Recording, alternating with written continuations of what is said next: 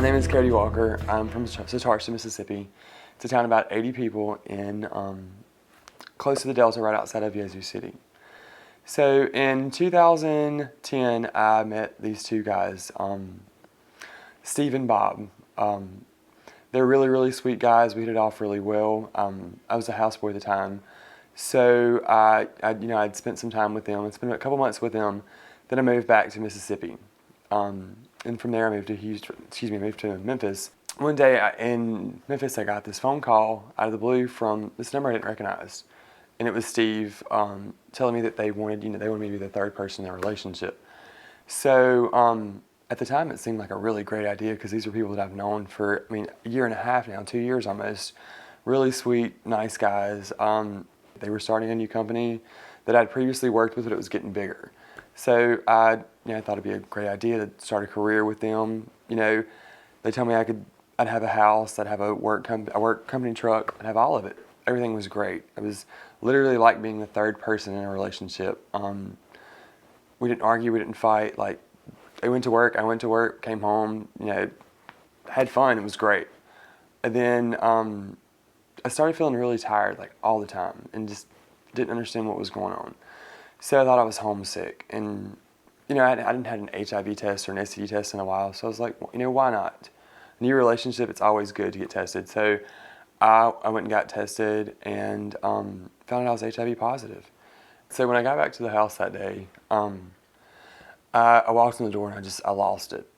They asked me if everything was okay, and I told them no, that I was that I had gotten a diagnosis that I was HIV positive.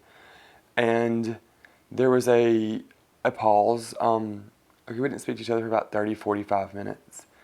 And then I remember us going out, like one of them, Steve tells me, he's like, let's go outside and talk.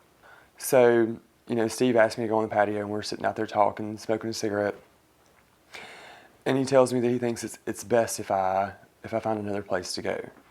I had no friends, and no true friends, no family or anything. Like, I'd moved there 3 weeks prior to live there full time. So the only people that I'd known were those that I'd saw at work or at a bar when we went out. That was it. Over a span of a year and a half, between a year and a half, I attempted suicide 3 times. On the third suicide attempt, my friends finally told me that that I was better than this, that I could rise above it, that I couldn't do this to myself nor my family anymore. So that night, I decided to admit myself into a mental rehab for 5 days. But I asked for one thing before I was, like the night of, I asked one thing before I was admitted. Could I please just call my mom and post one thing on Facebook? So I posted that I was HIV positive on Facebook. I let the world in, and I told them if they had a question, they could ask me when I got out of rehab. I would not hide behind it. I would not fear from it. I was gonna hit it head on. I find it so amazing to be able to put that out there, because once you put that out there, people can't come at you. It's there. I have nothing to hide. I'm not ashamed of being HIV positive by any means. We all have a story to tell, but it's the way you end that story. HIV, you can live a long, long life, and a long, normal life, whatever normal is, you can live a long one. There's a pill a day, that's it. 1 pill a day. You brush your teeth every day, take your pill.